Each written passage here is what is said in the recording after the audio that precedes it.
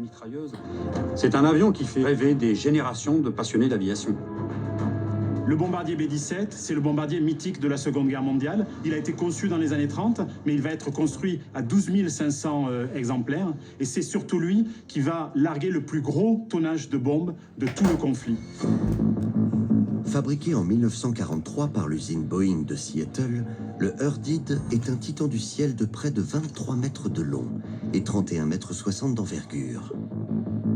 Propulsé par 4 moteurs Cyclone de 1200 chevaux chacun, il peut atteindre une vitesse de 462 km/h et une altitude de plus de 11 000 mètres. Avec un rayon d'action de plus de 3000 km, le B-17G est conçu pour larguer jusqu'à 5800 kg de bombes au cœur du territoire ennemi.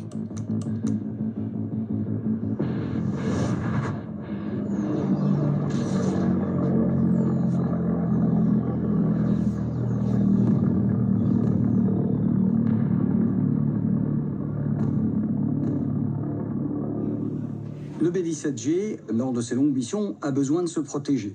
Pour ça, il est équipé de 12 mitrailleuses de Browning de 12,7 mm. C'est une balle qui est puissante, avec un gros pouvoir de pénétration.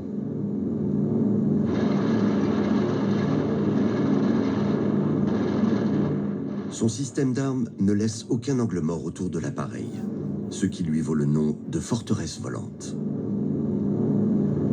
Au début de l'année 1944, l'enjeu véritablement des bombardements stratégiques des Alliés sur l'Allemagne, c'est la destruction de l'industrie aéronautique allemande. Pourquoi? Il faut vider le ciel d'Europe des chasseurs et des bombardiers allemands. Les raids aériens sont rarement de tout repos.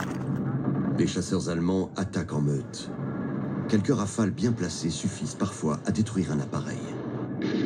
À bord des B-17 de l'US Army Air Force, des équipages dont la moyenne d'âge n'excède pas 25 ans. Malgré le grand nombre d'appareils en vol dans les formations de combat, ils savent qu'ils peuvent à tout moment être pris pour cible. La peur est leur compagne, et ils voient souvent la mort de près. Un B-17 qui part en vrille a peu de chances d'en réchapper. Les pertes sont nombreuses. Il faut imaginer l'angoisse de ces membres d'équipage de B-17 qui sont en formation et qui sont assaillis par des nuées de chasseurs allemands. Et ces membres d'équipage savent pertinemment qu'une balle tirée par un Messerschmitt peut venir traverser la carlingue, les blesser effectivement, mais également venir faire exploser le stock de bombes qui se trouve dans la soute.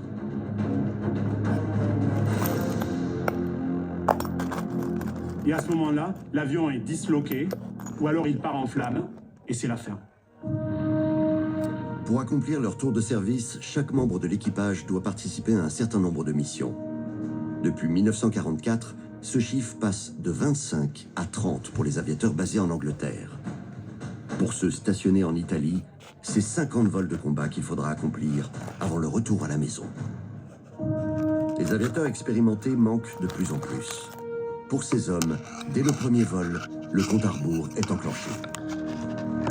Il faut survivre à des opérations au-dessus du territoire ennemi, survivre à la fatigue, aux blessures parfois, à la perte de ses camarades, souvent.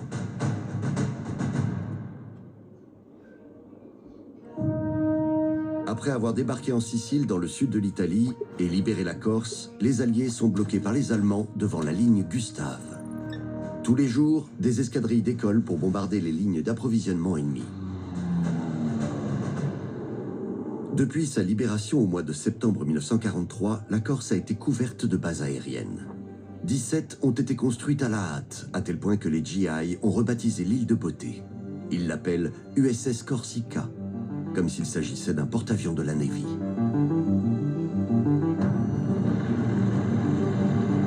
De nombreuses missions sont parties d'ici.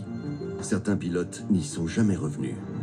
D'autres ont tenté de l'atteindre, en vain. Et les épaves jonchent les fonds marins depuis plus de 70 ans. L'une d'entre elles est longtemps demeurée un mystère.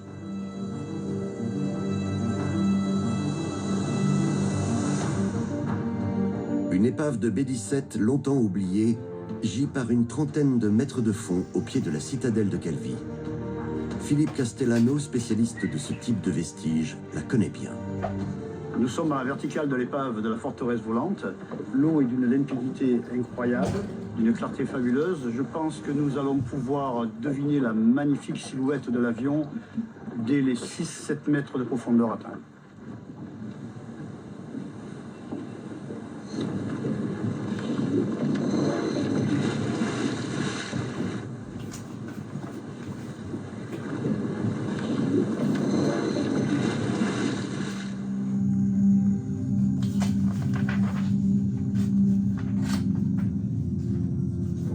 Une fois sous l'eau, des ailes immenses se détachent rapidement du fond sableux.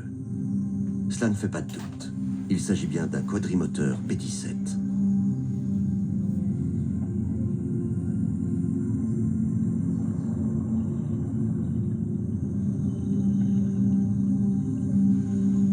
Il est particulièrement bien conservé.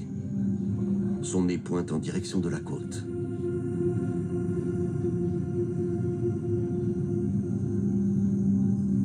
Les 4 moteurs Cyclone sont toujours à leur place. On peut encore compter leurs 9 cylindres en étoile. Les pales sont tordues, sans doute pliées par leur impact avec l'eau. Les équipages de B-17 savent très bien qu'il y a une possibilité que leur avion se retrouve au-dessus de l'océan et qu'ils soient obligés d'amérir. D'ailleurs, il y a une procédure qui existe, qui est codée 52-51. Et cette procédure, les équipages l'ont répétée et ils doivent l'appliquer à la lettre si par hasard il se trouvait que l'appareil soit obligé de se poser sur l'eau. Ce film d'instruction date de 1944. Il était destiné à la formation des équipages aux techniques d'amérissage. Sur ordre du pilote, les membres de l'équipage devaient ouvrir les issues de secours. Ils devaient ensuite se rassembler dans le compartiment radio pour se mettre en position de sécurité, recroqueviller au sol et attendre l'impact. Après l'amérissage, les hommes devaient sortir un par les issues de sécurité, alors que les canaux de sauvetage, les dinghies, se gonflaient automatiquement. Ils pouvaient enfin embarquer et s'éloigner de l'avion avant qu'il ne coule. Tout paraît facile dans ce film. La mer est plate, l'amérissage est parfait, l'équipage a l'air presque souriant, mais la réalité est tout autre. En réalité, lorsqu'un B-17 se présente pour amérir, la mer peut être démontée, il peut y avoir des creux, et surtout, il arrive à une vitesse de 200 km/h à peu près. Et à cette vitesse-là, la surface de l'océan, c'est véritablement du béton. Donc l'avion peut amérir, mais il peut aussi se disloquer et entraîner par le fond la totalité de son équipage.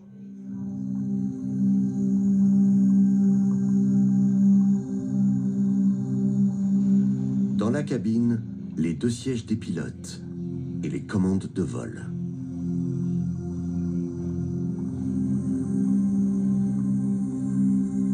La silhouette du B-17 est incomplète, car à la fin des années 40, des scaphandriers ont démantelé la partie arrière de l'appareil pour en récupérer le métal. L'avion a sombré dans l'oubli pendant plus de 20 ans.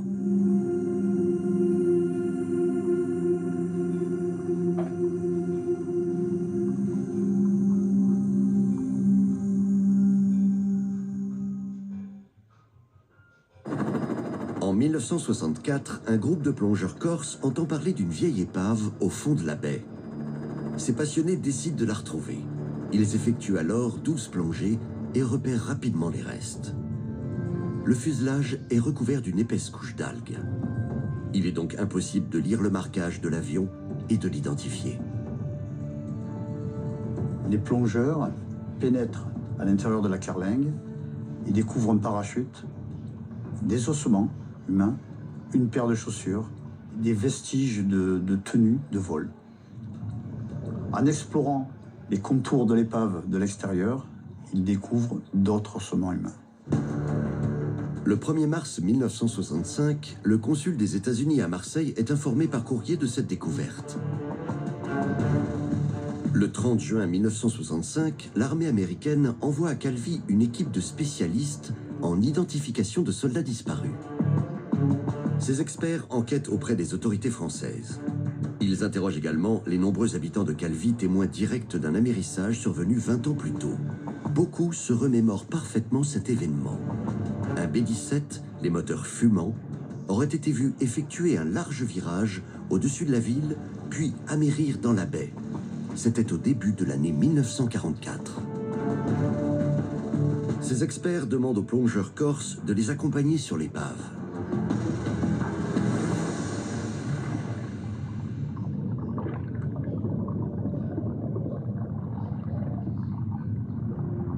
Ils se mettent en quête du moindre indice qui pourrait permettre d'identifier l'appareil ou l'un de ses membres d'équipage. La tâche est ardue, car le B-17 est sous l'eau depuis 20 ans. Le fuselage est déjà couvert de concrétions et d'algues. Mais certains éléments attirent leur attention.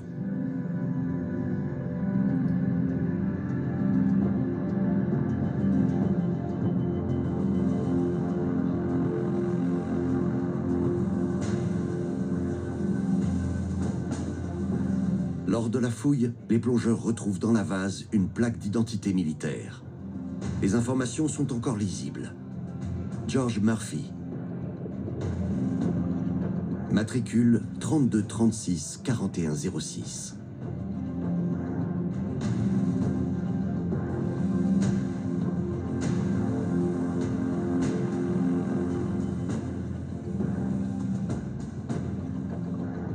Grâce à la découverte de cette plaque d'identification, on est capable d'identifier un des membres d'équipage. Mais on est également capable d'identifier le B-17 en question. Chaque B-17 avait un surnom et celui-ci, c'est le Urdid. Le problème, c'est que ce B-17 Urdid n'a rien à faire là. L'énigme est en effet totale. Le B-17 Urdid n'a jamais été basé en Corse. Il était affecté au 97e Bomber Group de la 15e Air Force américaine, basé à Amendola dans le sud-est de l'Italie, à près de 600 km du lieu du naufrage. La question, c'est de savoir comment cet avion est arrivé là et surtout, où sont les autres membres de l'équipage. Et grâce à cette plaque d'identification, les services de l'armée américaine vont réussir à recomposer l'équipage qui volait sur le Urdid ce 14 février 1944.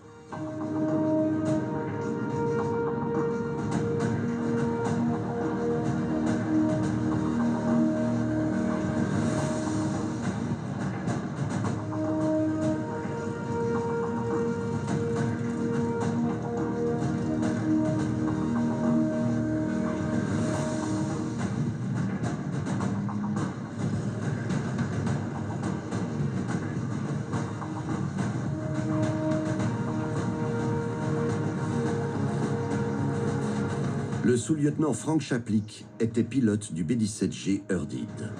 À 23 ans, cet officier était déjà un vétéran. Blessé à Pearl Harbor, il avait déjà mené des missions en Afrique du Nord, en Grèce et en Italie. Chaplik avait été abattu 4 fois. Et le 14 février 1944, il s'envolait pour sa 37e mission. La 37e sur 50 qu'il devait accomplir avant de pouvoir retourner aux États-Unis en héros. Il volait avec le sous-lieutenant Warden Skaggs, son copilote. Le sous-lieutenant Armand Sedgele, 22 ans, était l'officier bombardier du Urdid. Sa tâche, s'assurer que les bombes soient larguées au bon endroit et au bon moment, et qu'elles parviennent à détruire l'objectif. Comme beaucoup d'autres jeunes Américains, Sedgele s'était enrôlé en décembre 1941, juste après l'attaque japonaise sur Pearl Harbor.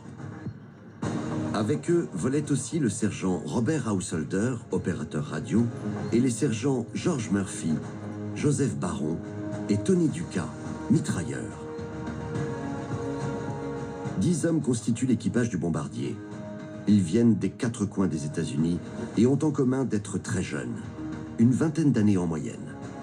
Avant la guerre, ils étaient étudiants, vendeurs, employés, maçons ou mécaniciens.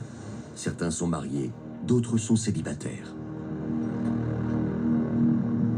Cet équipage vole ensemble depuis un moment. Ils sont vraiment très soudés. Ils ont un état d'esprit particulier. Ils savent qu'ils vont faire face au danger parce que le ciel de l'Italie, en ce mois de février 1944, n'est vraiment pas plus sûr que celui de l'Allemagne. 14 février 1944, 9 h du matin, briefing de mission. Les officiers du Urdid découvrent leur objectif pour la journée. Parmi eux, Frank Chaplik, le pilote, et Armand Sedgele, l'officier bombardier.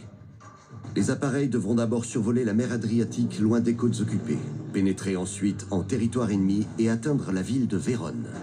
Son but, détruire la gare de triage ferroviaire de Vérone-Porta Nuova.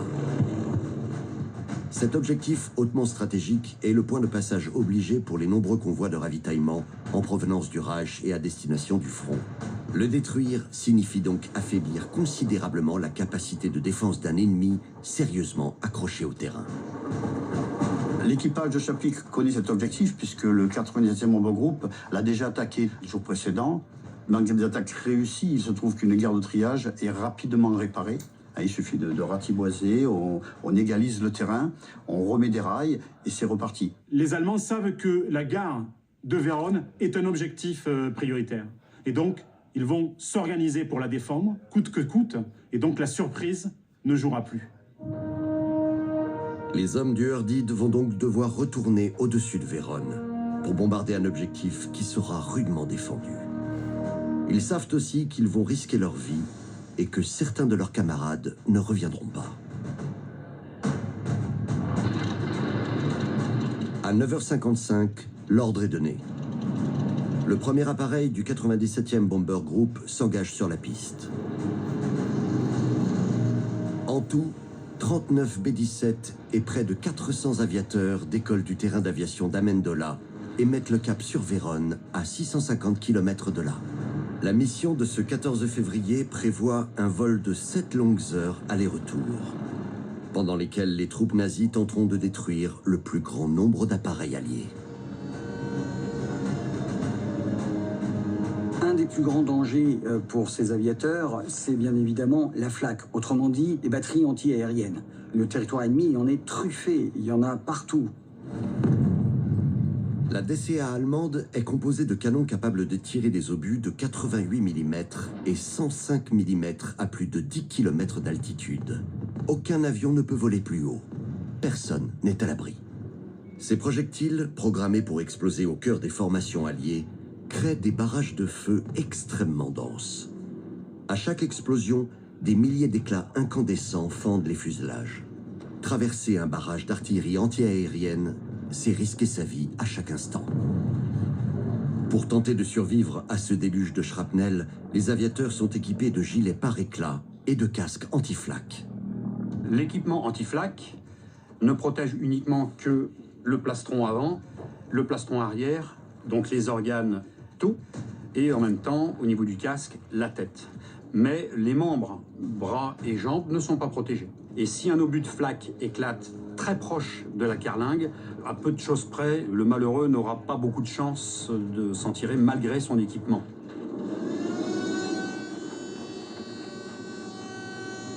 Un autre danger guette les équipages des B-17. Quand la flak se tait, les escadrons de chasse nazis entrent en scène. Tels des meutes de loups, ces chasseurs ont pour but d'abattre le plus de B-17 possible. En février 1943, les Allemands disposent de deux redoutables appareils, le Messerschmitt B-109 et le Focke-Wulf 190. Deux avions à la pointe de la technologie. Extrêmement maniables et rapides, ils atteignent des vitesses de plus de 650 km/h. Ils sont armés de mitrailleuses de 13 mm, mais également de canons de 20 et 30 mm à charge explosive. Quelques obus bien placés peuvent briser une forteresse volante en une fraction de seconde.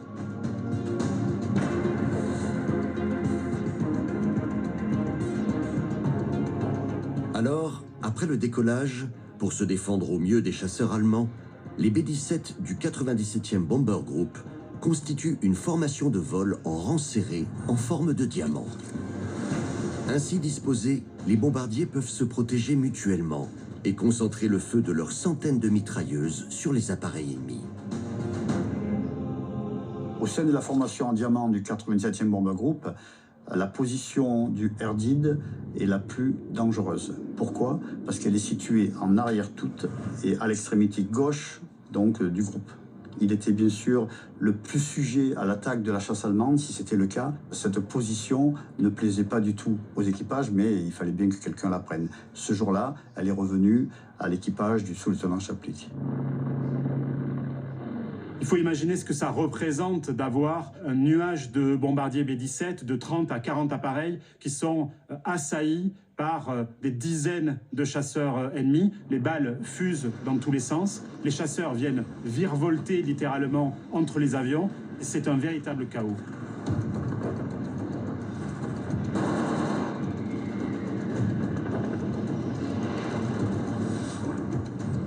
C'est dans un tel chaos que les mitrailleurs du Herdid devront donc tenter d'abattre les chasseurs ennemis sans toucher les bombardiers de leur groupe.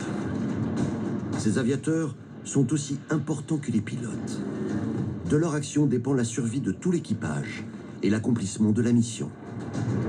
Spécialement entraînés à toucher des cibles évoluant à haute vitesse, les mitrailleurs sont soumis à une rude sélection.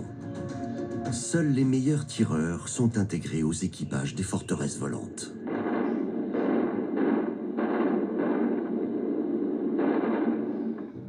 Les mitrailleurs, pour abattre des avions ennemis, devaient tirer de très très courtes rafales, 2-3 secondes, et avoir une rigueur, avoir un sang-froid incroyable. Finalement, ils n'avaient qu'entre 15 et 30 secondes de tir effective maximale par rapport à l'emport de leurs munitions. Et ils ne peuvent pas arroser les chasseurs ennemis avec de très longues rafales, comme on le voit bien entendu dans les films de guerre. Mais ces mitrailleurs ne sont pas les seuls à défendre la formation. Ce 14 février 1944, les bombardiers sont aussi escortés par 32 B-47 Thunderbolt du 325e Fighter Group. Lourdement armés et très résistants, ces chasseurs ont pour mission d'engager les appareils nazis et défendre les bombardiers coûte que coûte.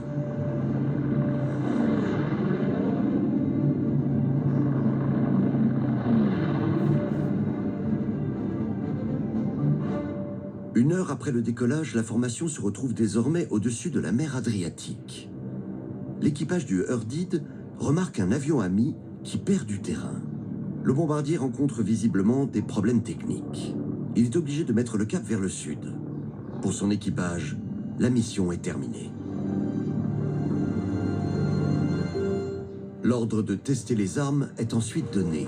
Chaque mitrailleur tire une courte rafale. Un deuxième B-17 voit plusieurs de ses armes s'enrayer. Il abandonne aussitôt la formation et rentre à la base. Les pannes à bord des bombardiers lourds de la Seconde Guerre mondiale américains étaient malheureusement fréquentes. Il s'agissait d'avions complexes, sophistiqués. Il est hors de question d'aller sur le territoire ennemi avec un avion qui n'est pas à 100% de ses capacités. Donc, comme moindre problème technique, on avorte la mission et on rentre. Un troisième B-17 doit également rentrer à la base à cause d'une défaillance de son système de distribution d'oxygène. Car la formation vole à une altitude opérationnelle de 7600 mètres.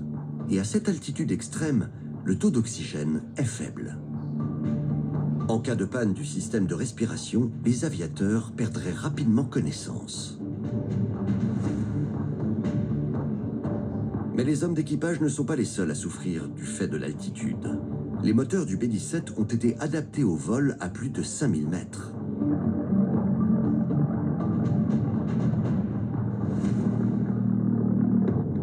Pour fonctionner, le carburateur d'un moteur à combustion comme celui du Herdid a besoin de beaucoup d'oxygène. Mais à 7600 mètres d'altitude, la quantité d'oxygène est insuffisante. Pour remédier à cette contrainte, le moteur a été conçu pour que ces gaz d'échappement soient envoyés vers des turbocompresseurs qui activent un système de turbines aspirant et comprimant d'énormes quantités d'air, envoyés ensuite vers les moteurs pour qu'ils puissent développer toute leur puissance. Le problème, évidemment, c'est que en situation de combat, lorsqu'un turbocompresseur est touché, le pilote est obligé de réduire sa vitesse, mais il perd aussi en altitude. Et en faisant ça, il va s'éloigner de la formation qui le protège, il va devenir beaucoup plus vulnérable et une proie encore plus facile pour les chasseurs ennemis.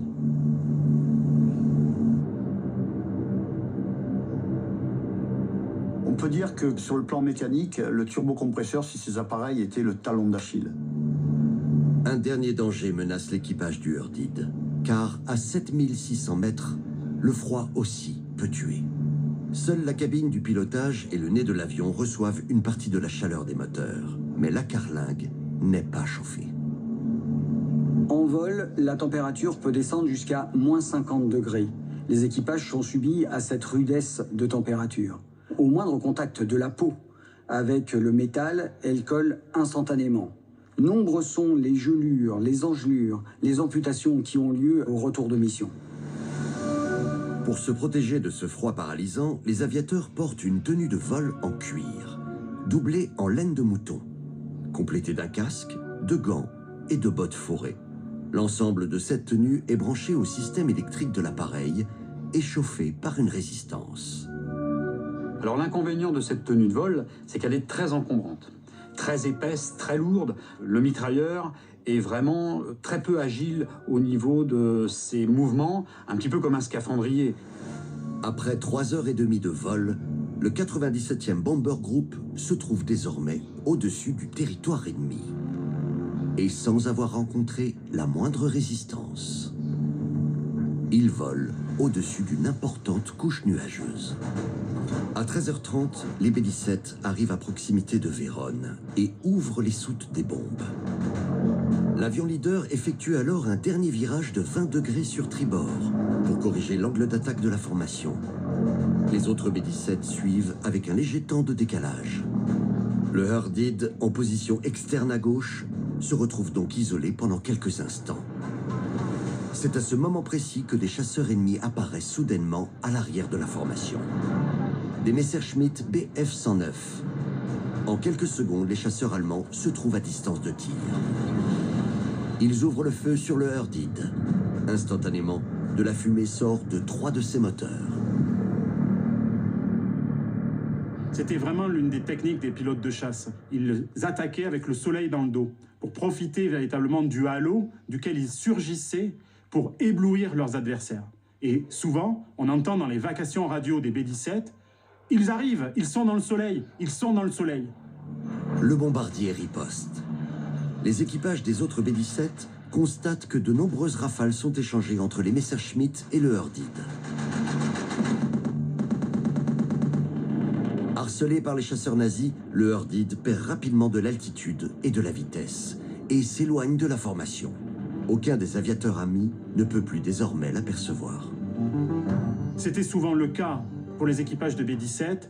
Des avions touchés pouvaient s'éloigner de la formation, ils disparaissaient et d'une certaine manière, ils plongeaient dans l'oubli. Pourquoi? Parce que les équipages qui restaient la peur au ventre, ils devaient accomplir la mission. La question qui se pose là, c'est de savoir qu'est-ce qui est arrivé au Hurdid.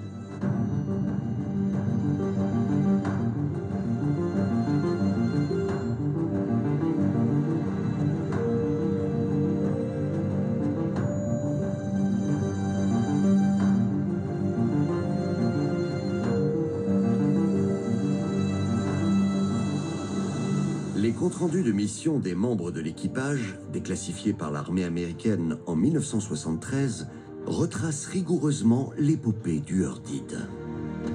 Ces comptes rendus sont longtemps restés secrets et ce sont des documents exceptionnels.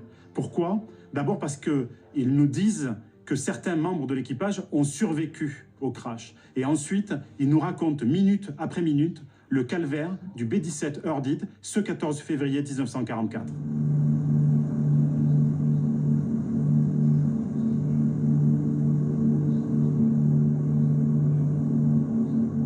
La formation de B-17 est alors sur le point d'atteindre la zone de largage des bombes. Toutes les soutes sont ouvertes. Le pilote, Frank G. Chaplik, témoigne. En approchant de l'objectif, notre escadron a dû effectuer une correction de l'axe d'attaque de 20 degrés. Cela a demandé une puissance excessive à notre avion. Étant en position extérieure, j'ai été isolé de la formation au moment du virage. Au moment de commencer son approche finale, le Hurdid se trouve donc légèrement éloigné de la formation.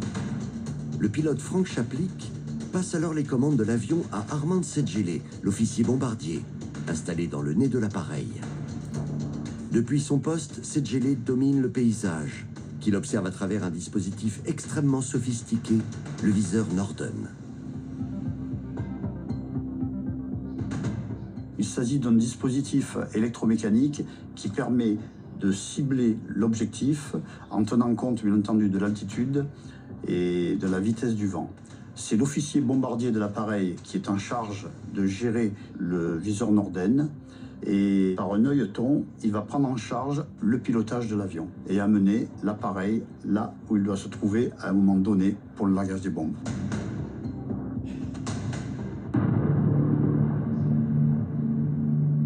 Székely est prêt à larguer les bombes. Mais 3 minutes avant le début de l'approche finale, dans l'interphone de bord, les hommes du Urdid entendent la voix du mitrailleur de queue, le sergent Tony Ducat.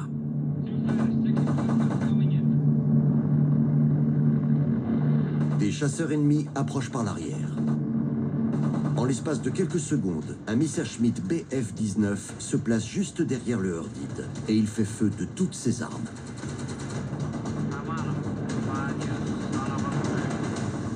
Tony Ducat répond immédiatement avec ses 2 mitrailleuses Browning de 12,7 mm.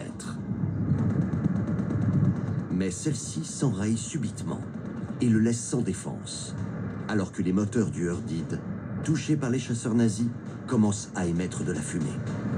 Rapidement, le mitrailleur de la tourelle supérieure ouvre à son tour le feu contre l'ennemi.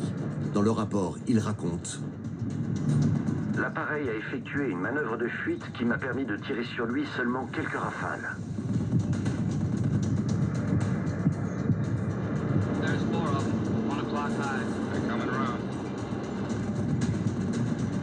Un deuxième Messerschmitt profite alors de la panne des mitrailleuses de queue pour se faufiler à 25 mètres du Urdid et l'arroser de projectiles.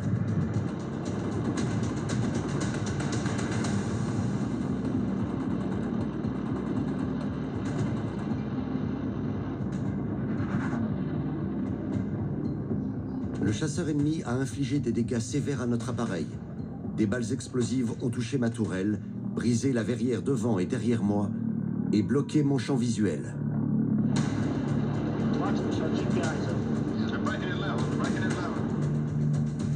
Au même moment, Armand Székely aperçoit 2 chasseurs ennemis qui virevoltent à 11 heures à gauche du nez de l'appareil. Quand les 2 chasseurs sont arrivés à portée de tir, j'ai vu qu'il s'agissait de Bf-109 et j'ai commencé à tirer sur eux. Mais je n'ai pas vu de changement dans leur altitude, alors qu'ils continuaient à tirer dans la même direction et qu'ils passaient en bas à gauche de notre nez. La première attaque contre le Urdid a été dévastatrice. Le fuselage est criblé de dizaines d'impacts et le nez de l'appareil est rempli de fumée. Il apparaît qu'à ce moment-là, plusieurs aviateurs à l'intérieur de l'avion ont été touchés plus ou moins gravement. Et il faut imaginer ces circonstances. L'avion vole à 5-6 000 mètres d'altitude. Il est en train de survoler le territoire ennemi. Il est seul. 3 de ses moteurs ne fonctionnent plus. Ses armes sont inopérantes. À ce moment précis, rien ne semble pouvoir sauver le B-17 Urdid. Dans l'interphone, j'ai entendu le mitrailleur de queue nous annoncer qu'il allait mourir. Dans le compartiment radio, le sergent Robert Householder est blessé. Le sergent George Murphy a lâché sa Browning et s'est affalé au sol.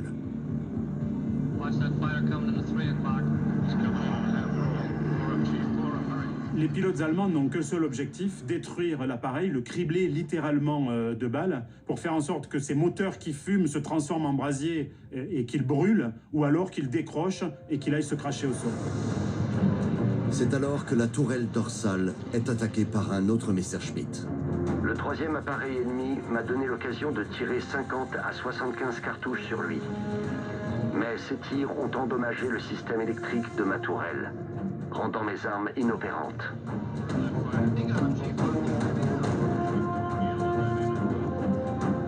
Le chasseur allemand, durement touché, pique vers le sol. Mais la tourelle dorsale du Urdid est désormais hors de combat. À ce moment-là, le Urdid est dans un état catastrophique. Il y a à bord des blessés gravement touchés, de très importants problèmes mécaniques, des mitrailleuses hors service et surtout l'avion est isolé. À ce moment-là, le Urdid est particulièrement vulnérable et les chasseurs allemands s'amusent avec lui comme un chat s'amuserait avec une souris.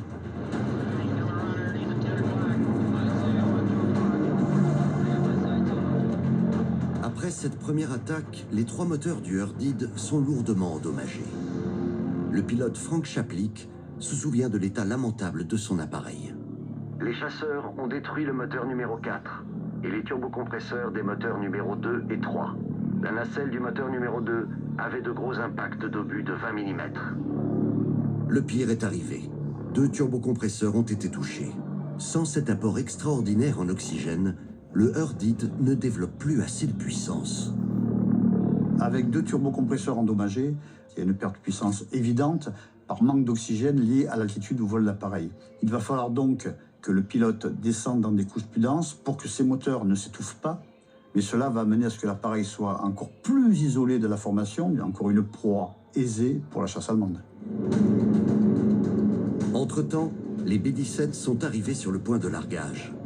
Mauvaise surprise. Une couche nuageuse dense et opaque couvre entièrement le sol.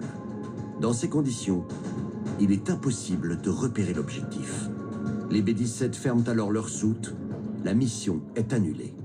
Les ordres sont de toucher que des objectifs à caractère militaire, des gares, des usines, mais il ne faut pas se mettre la population à dos. Donc, si le bombardier ne voit pas la cible, on rentre à la maison. Éloigné de la formation, Sedgele doit faire un choix différent, car le Hurdied est toujours aux prises avec de nombreux Messerschmitt. J'ai immédiatement largué mes bombes, en réalisant le danger dans lequel nous nous trouvions. Des obus de 20 mm ont traversé la soute. Si les bombes avaient été dans l'avion, il est fort probable qu'il aurait explosé.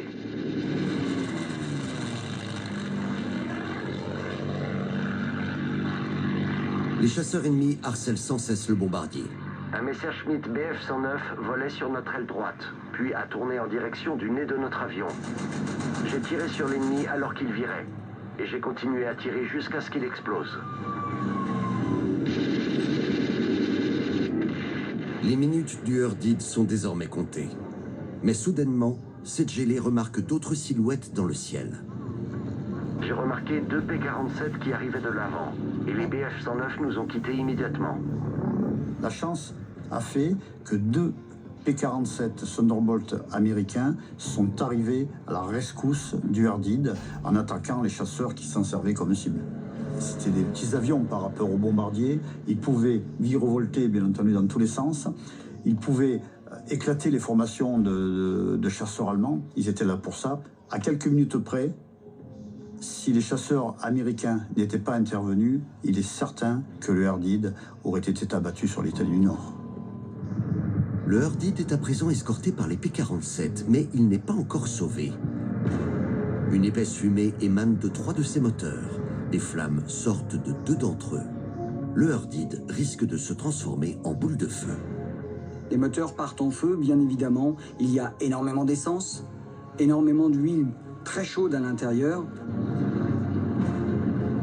Chaque moteur est équipé d'un extincteur qui est déclenchable depuis le poste de pilotage. Les pilotes du Hurdied activent alors les extincteurs installés dans les moteurs. La mort par le feu, c'était la plus grande des hantises pour tous les membres d'équipage. En quelques secondes, les flammes s'éteignent. Les P-47 doivent rejoindre le gros de la formation et laissent le Hurdied à son sort. Chaplik et ses hommes sont désormais complètement seuls au cœur du territoire ennemi, à bord d'un bombardier qui perd de l'altitude à chaque instant.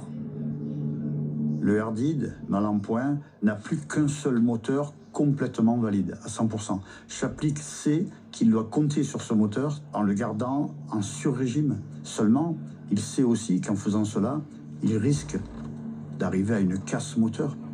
Il sait pertinemment qu'il ne pourra pas continuer à voler longtemps avec ce moteur en surpuissance. Mais la base du Hurdied se trouve à près de 700 km de là. Le seul moteur valide de l'appareil ne tiendra jamais. Le bombardier est voué à se cracher en territoire ennemi. Chaplik demande alors à Cowell, son navigateur, quelle est la base la plus proche.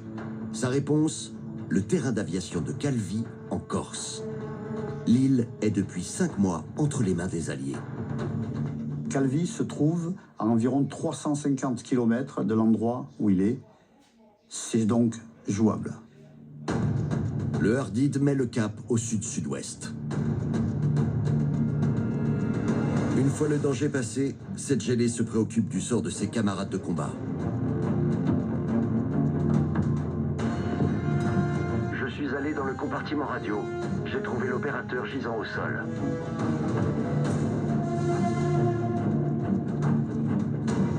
Il constate que Householder, l'opérateur radio, a succombé à ses blessures.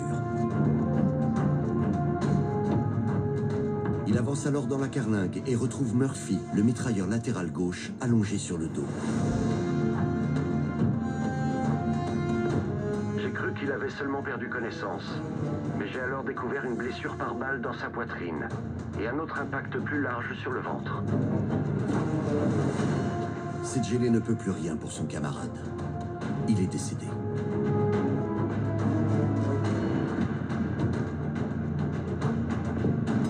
Je suis allé examiner le mitrailleur de sa bord droit. Il avait plusieurs blessures de 20 mm, mais pas de blessures graves.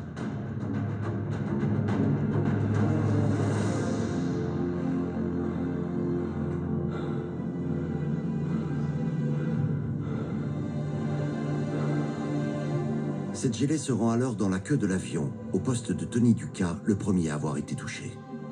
Je suis allé voir le mitrailleur arrière gisant au sol. Il était encore conscient, mais avait perdu une telle quantité de sang que le plancher en était recouvert. J'ai mis sur lui un blouson de vol. Il a rapidement perdu connaissance et je pense que c'est à ce moment-là qu'il est mort. Alors que le Eardid laisse derrière lui la côte italienne et survole la Méditerranée, Armand Sedgeley constate avec désarroi que 3 de ses camarades ont été tués au cours de l'attaque. À ce moment-là, l'équipage du Eardid n'a plus rien à craindre de la chasse ennemie, mais par contre, l'avion vole avec 3 de ses moteurs qui sont quasiment HS. En cas de panne, c'est le crash assuré et la disparition dans la Méditerranée. Pendant plus d'1 heure, le Eardid survole la mer au risque de se cracher à chaque instant. Puis soudainement, la citadelle de Calvi apparaît à l'horizon. L'aérodrome de Calenzana est désormais tout proche. Les hommes du Eardid se sentent près du salut. Chaplik survole alors la piste. Elle est courte et entourée de collines. J'ai tenté d'atterrir sur le terrain, mais à cause des montagnes et des conditions de l'appareil, j'ai été incapable de me poser. Alors j'ai pensé que le mieux était d'amérir dans la baie près de la côte. J'ai ordonné à l'équipage de s'installer au poste pour l'amérissage.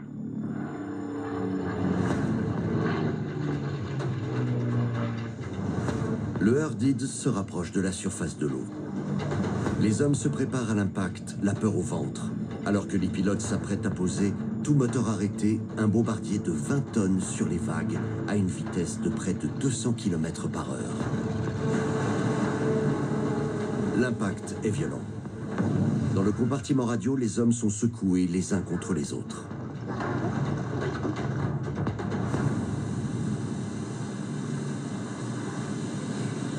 Ce sont certainement les 10 secondes les plus longues de leur vie. Le Eardid a fini sa course à une centaine de mètres du rivage. L'avion ne s'est pas brisé. Mais pour être sauvé, les hommes doivent encore s'en extraire et s'éloigner à bord des canots avant que leur avion coule.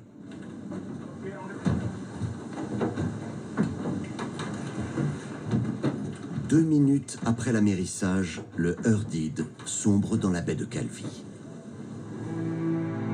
La dernière image du Eardid a été prise par un soldat britannique depuis les rochers de la citadelle de Calvi, quelques minutes après le naufrage. Une tache d'huile et d'essence se répand à l'endroit même où le quadrimoteur vient de sombrer, alors qu'un radeau de sauvetage se dirige vers une vedette britannique. Les 7 survivants voient sombrer l'appareil. Eux sont vivants, mais les dépouilles de 3 des leurs sont encore dans la carlingue. Ils ne peuvent rien faire, juste regarder le Eardid disparaître dans les flots. Après le naufrage, les aviateurs sont rapidement pris en charge et soignés par les troupes britanniques basées à Calvi. Leur mission est enfin terminée. Et leur avion, le Eardid, repose désormais au fond de la mer. Le temps passe et son histoire est oubliée. Les ossements retrouvés dans l'épave en 1965 ont été analysés par l'armée américaine. Elles sont comparées aux comptes rendus médicaux des hommes du Eurdid. Les médecins légistes ont découvert que ces restes humains constituent les dépouilles des 2 membres disparus de l'équipage. Le sergent George Murphy, mitrailleur du sabord gauche, dont la plaque d'identification avait été retrouvée, et le sergent Robert Householder, l'opérateur radio. Ces 2 hommes avaient été déclarés disparus au combat après la mission du 14 février 1944. 21 ans plus tard, leur statut a été modifié. Ils sont désormais considérés comme tués au cours de l'opération.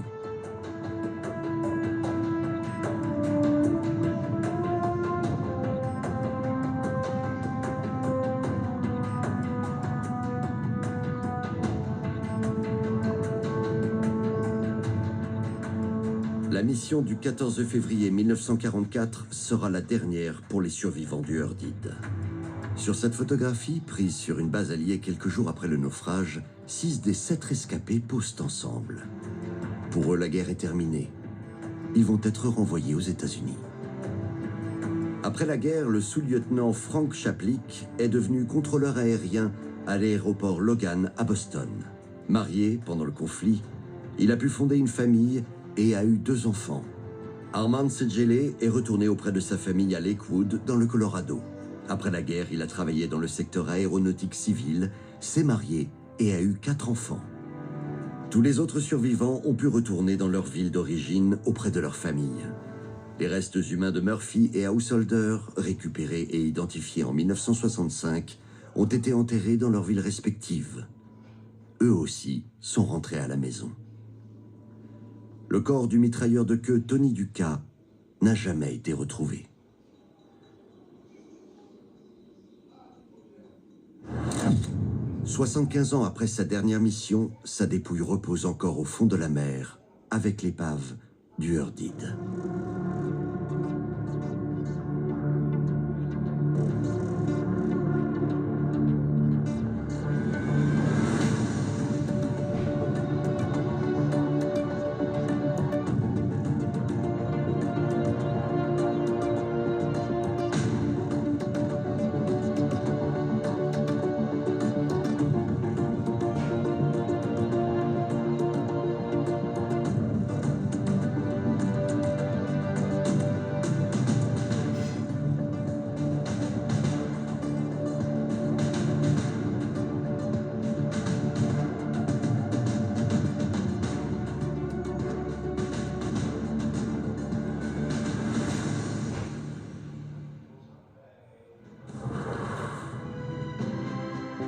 La comédie a pour but de dénoncer tous les abus. Aujourd'hui, c'est la religion. Mais demain, ce sera le pouvoir. Brûlez Molière, tout de suite. Faites-le taire à tout jamais.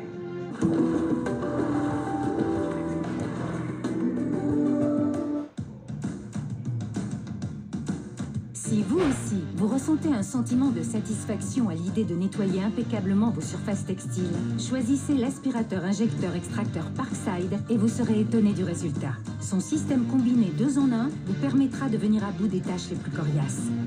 Aspirateur injecteur extracteur Parkside, 99 €. Dès maintenant, en exclusivité chez Lidl. Lidl, le vrai prix des bonnes